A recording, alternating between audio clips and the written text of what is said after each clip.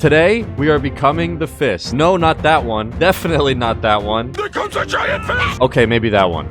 The Fist of the Immortal is the achievement for completing all 43 of the base game achievements in Sifu. And to illustrate how challenging this run can be, less than 0.2% of players have actually unlocked this. Challenge accepted. Sifu is a third-person beat-em-up game released in 2022 by Sloclap that pairs kung fu mechanics with cinematic martial arts action. And as someone that has put just a little bit of time into fighting games, and as someone that used to pretend to play old-school arcade beat-em-ups while the cutscenes played because I didn't have any quarters, I think my past experiences have prepared me enough in order to complete this challenge. Now I'm thinking the game plan for this run is, as usual with Phase 1, to just complete the game, racking up any achievements we get along the way, and just enjoying it. That's the whole point of this, right? Oh, brother, this guy stinks! Phase 2 will be the cleanup, where I'll go through the game again and grab the remaining of the 85 total collectibles and do any miscellaneous mission-specific achievements. And Phase 3 will be the quote-unquote Deathless run of the story, which I'll talk a bit more about later. The game starts you out 8 years prior, and this goes over the basics of combat in the game, while giving you decent-sized groups of enemies to take out.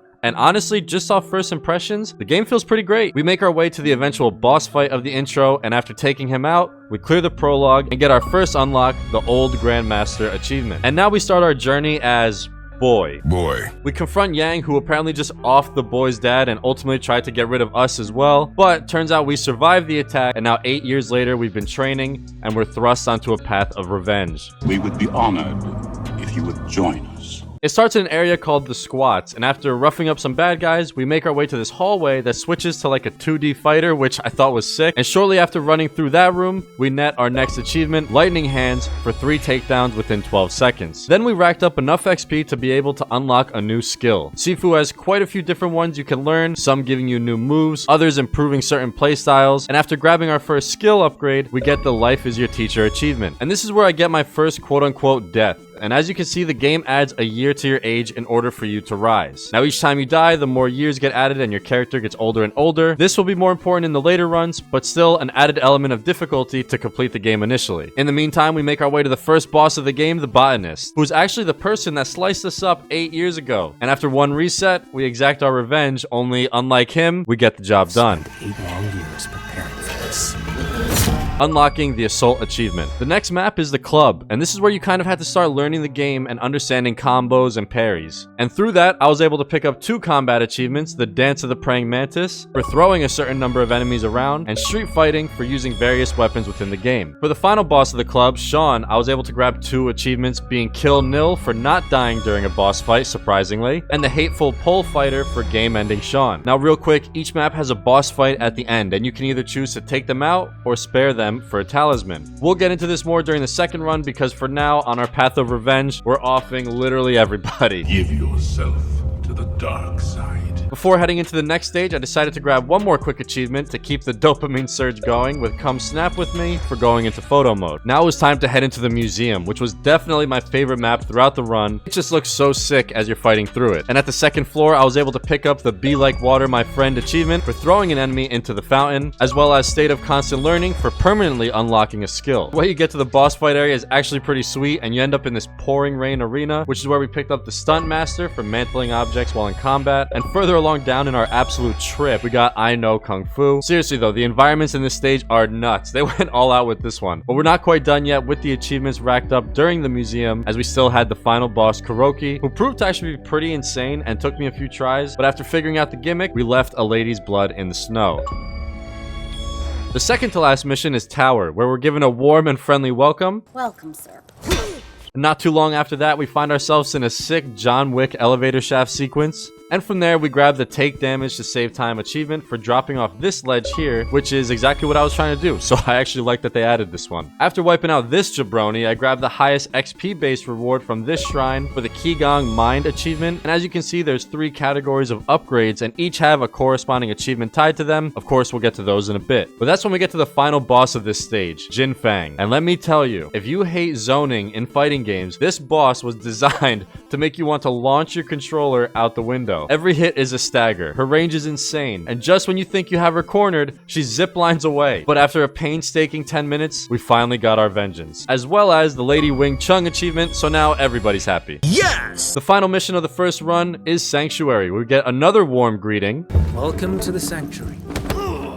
And from there, we get another achievement for launching this guy off the map. And finally, the path to vengeance comes to its final moments as Boy looks to exact revenge for his family against his own brother. And after beating the final boss of the game, we got Furious Fist for game-ending Yang, and then Scareless for completing the game under 50 years old. Now, a quick recap of the age system in Sifu is every time you die, you gain 1 year. And the other achievement tied to this system is Prodigal Child for beating the game 25 years old or less. And you start this game at 20 years old, so you only get a handful of lives in a full playthrough. But more on that later. Where does this leave us on our own personal journey? We've completed phase 1, which is to just play the game and whatever achievements along the way, which was actually 20 out of 43, a little bit under half. But next, I'll have to run through the game a few more times. There are a few focuses of the second run, those being collectibles, which Sifu has a detective board system that pretty much shows you all the lore pieces from each mission, and it makes it pretty easy to identify which ones you're missing, and I completed a good chunk already from the initial playthrough. Some random combat challenges like specific takedowns and attacks, and very specifically not offing the final bosses of each stage. And the reason for that is you obtain a talisman for sparing them. As soon as the second run starts, since we're back at age 20, we can grab the Qigong Essence achievement, grab the last collectible I needed in the Squats mission for Detective Story, and made my way to the final boss of the stage. And as I mentioned on this run, we don't succumb to the dark side on our path of vengeance. I am sorry, my mentor. I have failed you. But instead, we are one with the Jedi, and we don't believe in taking lives, but more so saving them. After completing the Mukyan Master achievement, it was time to go into the second mission area again, the club. Only 2 quick achievements here with Pip Protector for taking out this Juggernaut and Tiger on Fire for sparing the final boss. Next, it was back into the museum for a few achievements, which I was looking forward to, in particular Path of the Prospect for defeating this enemy and interacting with the mask on display, as well as the last of the shrine achievements, Qigong Breath, for the highest XP-based shrine reward. And then finally, Source of the Flying Daggers for sparing my girl Kabuki. This one's alright. Moving into the second to last mission on the second run, I was basically upgrading and unlocking everything I needed for the remainder of the combat focused achievements, and not too long into the tower, we got Sword Stained with Blood for using a charged heavy attack with a bladed weapon. The final boss is Lucky. I love achievements because there is no way in hell I would ever spare her life. Iron Money achievement unlocked. But that just wasn't enough. I needed more to get over what I had to do there, so with all the XP I've gotten, I grabbed all the focus moves, jumped into training, and got the Master of the Phoenix Eye Fist for using each one of them at least once. On to the final mission of our Jedi roleplay, unlocking the true ending of Sifu and the legendary Talismans of Wu Jing achievement. Now, with both completions of the story mode done, it's time for the final cleanup of Sifu 100%. Where that leaves us is grabbing the last couple collectibles left on each of the maps, which didn't take too long considering I had unlocked everything at this point.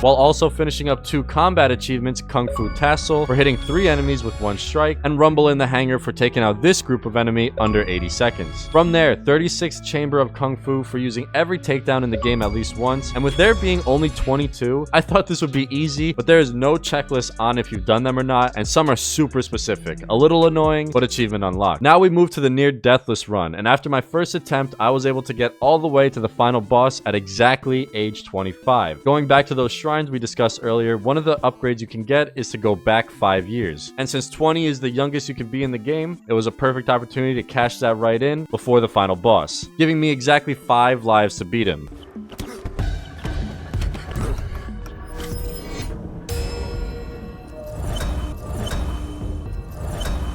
And finally, at 23 years old, I cleared the final boss in the game and became the Prodigal Child. Next up was to get 20,000 score on a single level, and even though you can complete this achievement with in-game cheats on, I won't lie, this is pretty deceptive and it took me a couple tries. But after an 11-minute run, we cleared the score objective and unlocked Ferocity, Speed, Strength, and Accuracy. And finally, it was time for the last achievement, to grow old and say goodbye. How poetic to cap off such a great game with themes of vengeance and forgiveness and, I guess, literally growing up. But it wasn't that poetic. I put the game on the hardest difficulty and had a random grunt in an alley keep taking me out. Some life, huh? Wait.